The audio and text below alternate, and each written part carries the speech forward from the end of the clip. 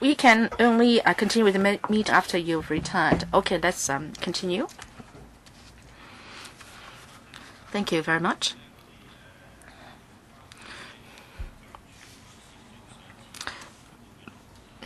The subcommittee held the last meeting on the June the 6th, and there is a response to the list of follow-up actions arising from that meeting. So can the DS brief us briefly on the response? Yes. The paper number is CB11151 16-17/02. Yes. There are 4 items. Okay.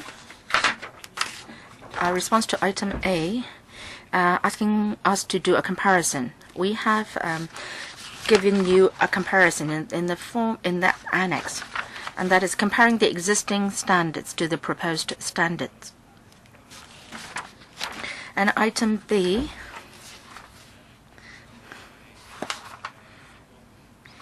is on how the section 16.1 works. There are 3 scenarios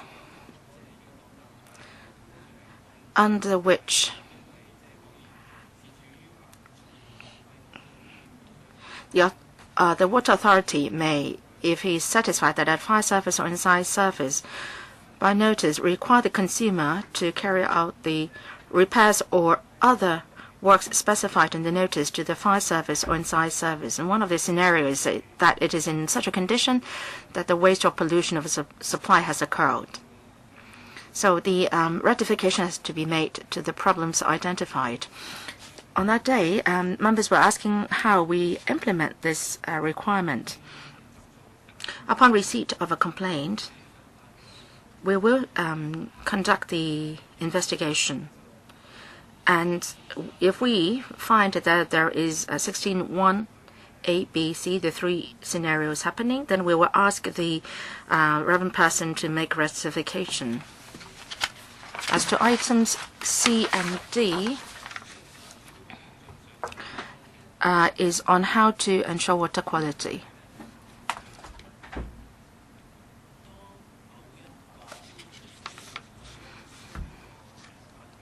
When certain standards have been put in our law, actually, the material standards stipulated were made giving due regard to the need for ensuring drinking water quality at the time of the promulgation of such standards. And for the proposed regulation 19A, this is a transitional arrangement. And that is to say, after the new standards have been promulgated, new projects have to comply with the new standards. But for pre-existing works and pipes and fittings, these would not have to be replaced because of the promulgation of the new standards. Because when the old standards were promulgated, they were done so having due consideration to the need for ensuring drinking water quality at the time. So of course, standards are updated all the time. Say if there is a refurbishment of the building wholesale, then the new standards have to be followed. So this is our response, Chairman. Thank you, Deputy Secretary. I think we have touched on some of the issues in our discussions just now. Legal advisor, you have a question? Well, some members have asked in Schedule 2, Part 4, 2B, Paragraph 2.3, we have talk about the water heater. It says it's not drinking water. It's used in bathrooms. So should we be changing the heading of that part? And Part 4, that is, should we say specifically is non-drinking water? But in the law, there is no definition of water heater. So the question is, what installations or products does the word or phrase water heater cover. This is not a legal issue. This is very much a mechanical issue, so to speak. So as to whether there should be further amendment, maybe members can ask the administration to further explain. Because in Part 4, there are so many specifications listed that may be affected. So the members can ask the administration to elaborate before considering whether further amendments are needed. So, Chairman, can I suggest that we can discuss this when we come to this part in our scrutiny? Dr. Helena Wong. I'd like to thank the legal advisor for her point.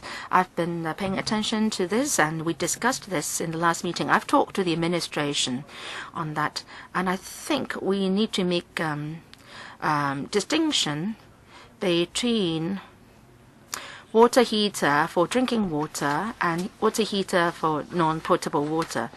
Now, for potable water, because of the lead-in-water incident, we know that the wall-mounted kettles are a source of problem. Maybe after 5 in Part 4, maybe we can add in a separate section governing wall-mounted kettle, which should meet with the EU standards, and they must come with good quality in terms of the drinking water they provide. So maybe the administration consider whether they should do it now or later on. Please do not miss out a wall-mounted kettle. Well, if necessary, you can supplement on these points later. All right, let's continue with the class-by-class scrutiny. Yes, Chairman, I have a follow-up question. We were discussing this. The deputations asked about water tank, regulation on water tanks.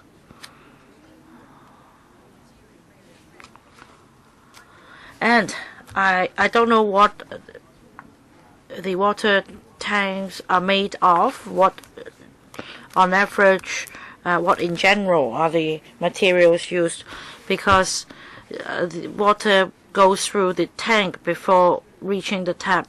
The other point is water pumps. You have regulation on water taps but not pumps. I don't understand. Does it mean that the water pump is not an important plumbing materials and that it will not contaminate the water in any way? I'll try to answer Dr. Wong's question. We usually use concrete water tanks in Hong Kong. The majority of water tanks in Hong Kong are made of concrete. Sometimes we have fiberglass water tanks, and also stainless steel water tanks mentioned by deputations. But for fiberglass and stainless steel water tanks in Hong Kong, at the moment, no international standards have been set, because the design of water tanks has to do with the size and number of stories of building and building height. And about the buildings in Hong Kong, usually water tanks should be made of concrete in order to have enough capacity to supply to the building. But in terms of the civil engineering or building requirements, there are stipulations on the specifications of water tanks.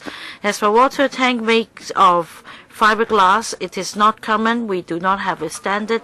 For stainless steel, there is a standard, but the size of water tanks may also differ because of the size of buildings. So, like what I responded to the trade just now in terms of water tanks made of fiberglass or stainless steel, we will approve the applications on a case-by-case basis based on information submitted by the licensed plumber and the authorized person. But on what basis do you vet the application if there are no standards to follow? Basically, when we process an application in relation to the water tanks, we consider the strength and the size of water tanks. I'm not talking about the physical tests. I'm talking about the chemical and microbiological tests.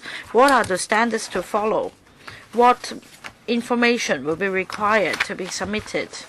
Let me supplement. For fiberglass water tanks or non-metal water tanks, in this schedule we have BS 6920 in the amendment regulation that is applicable to non-metal materials, and the standard or the testing standard is BS 6920. For stainless steel, we have a similar standard.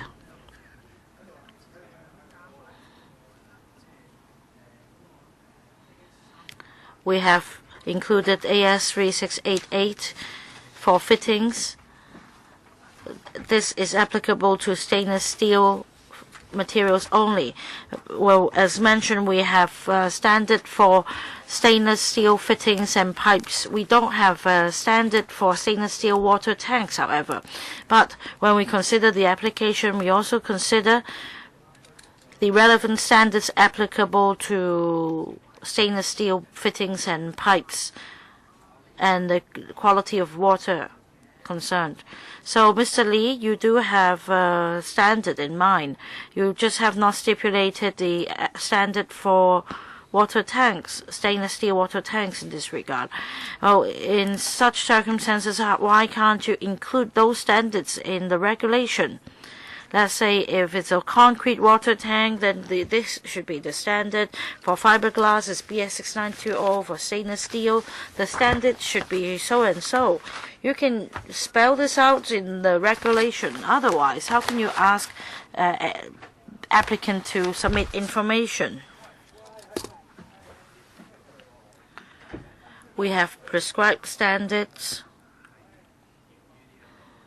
which by and large are modeled on BS, the British standards, and stemming from the British standards are the European Union standards and various standards.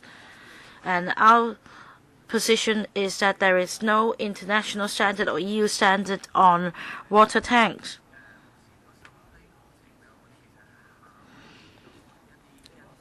However, in processing the applications, we draw reference from different standards for grade 304 or 316 applicable to stainless steel pipes. Say, perhaps the water tank maker of stainless steel can follow the standard 316, and this is the principle that we adopt in approving applications. I think if we put in too much details in the regulation, it would be too rigid. There'd be no flexibility. Well, there won't be too many details. We're talking about serious omission, water tank and water pumps, because it is part of the water supply chain. Water will not skip the water tank or water pump. Water won't only go through the valves or the taps or the pipes. So you should not miss anything out. You should regulate the whole chain from the connection point to water tank of buildings to the water tap of the domestic unit. The whole chain should be regulated. You can't explain the missing links. Well, perhaps Dr. Wong is not quite happy with my explanation, but I tried. Your explanation is there is no standard. So, does the government know? In March 2017, the European Union set some standards on the safety of drinking water. That's in relation to plumbing materials, the supply and the testing report requirements. I don't know whether Mr. Lee has noted the development. Mr. Mack, we have been keeping a close watch on overseas organizations, on their requirements of plumbing materials for inside service. But whether or not we can immediately introduce these standards into Hong Kong, we need to discuss them first, and we have a technical committee. So has the technical committee taken note of this report in February 2017? In relation to the safety of drinking water, they have set out the details and standards of plumbing materials and the testing methods. They have physical, chemical, and microbiological tests. Just now you said that since there is no standard, water tanks haven't been included in the regulations. I don't know, perhaps you do not have enough experts in the Development Bureau. You want to create 4 new posts, all to be taken up by engineers. I don't know whether you've done your homework. I don't know whether I've made it clear just now. Our focus is on plumbing materials. Say for taps, we previously followed the BS standard and then the EU standard. As for water tanks, there is no such standard. Water tanks can be made of different materials. The principle for vetting the application is, like Mr. Lee said, if the water tank is made of non-metal materials, we'll consider the test for 6920, that is non-metal materials in contact with potable water. And that's the testing standard. For EU, they have another standard, but like I said just now, the whole concept is modeled on the British standard. And in the course of development, we have been updating our standards to align ourselves with the BS. But at the same time, we also closely monitor the development around the world, in particular the European Union and other advanced economies. I want to emphasize that about this amendment regulation, we want to update the regulation with the standards that are already being used and are already available on our website. We don't want any confusion. The first stage is to update the regulations and the standards. I understand Dr. Wong's point of view, and I also understand her concern. At the next stage, we are going to take that step on regulating plumbing materials and our requirements. At the next stage, around the beginning of next year, we are going to consult different stakeholders on our next proposal. We need to strike a balance. We also need to consider the actual situation in Hong Kong, whether the proposal is feasible. So in the beginning of next year, we're going to conduct an extensive consultation before briefing members on our proposal in this council. Thank you, DS. We have 3 minutes left. We don't have much time left for furthering our discussion. I just want to remind members that the next meeting... Right, I know, please let me finish. I'll let you use the 2 minutes. The next meeting will be held on the 27th of June, 2:30. If you wish to move an amendment, since we need to report to the House Committee on the 30th of June, the deadline for moving amendment would be the 5th of July. If you wish to move an amendment, please give notice before the 5th of July.